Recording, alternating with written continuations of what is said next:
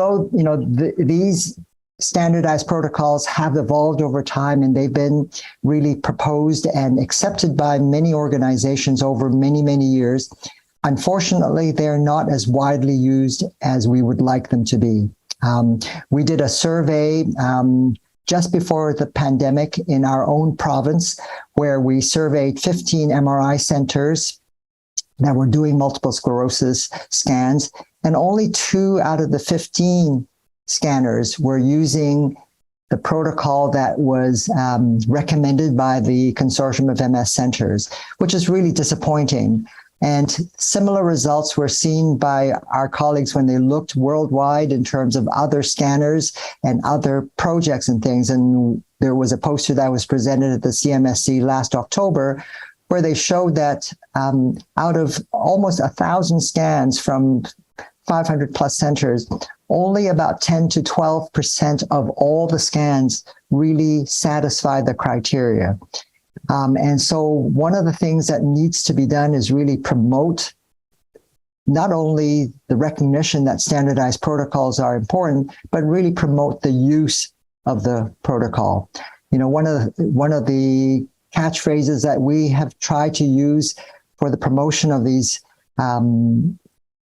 standardized protocol is sort of the term for use. So for use, the first U is universal, so that it would be used everywhere. And there has been a change in that in 2021, a paper came out in Lancet Neurology, which was really a collaborative effort of the CMSC together with 2 MR imaging groups, the Magnums group in Europe and the NAMES, North American Imaging and MS Working Group here in North America. And so these 3 groups got together and put forth recommendations which we feel are important, and they were all agreed to and really put forward there. So we think we've achieved at least part of it, so that part of the world now, at least not full universe, but at least it's now international.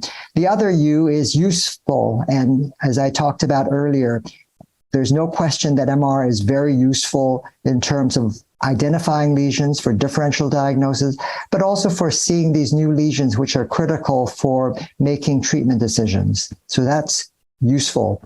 They are usable now because the current scanners have the capability of being able to do scans in a way that you can look at scans in retrospect and be able to reconstruct them in a way that makes them similar.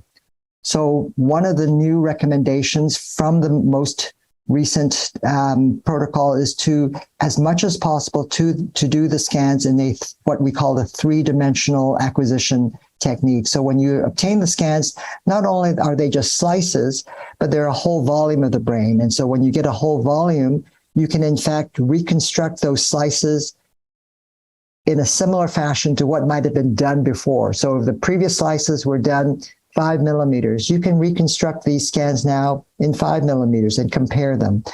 Our recommendation is that all scans should not be greater than 3 millimeters in thickness, and they should be 3 millimeters or less. The 3D acquisition allows you to do them in 1 millimeter, so it's easy to retrospectively go back in time. So universal, useful, usable, which is what it is now, but the key part that we failed so far is that they are used. People are not using it, as I said.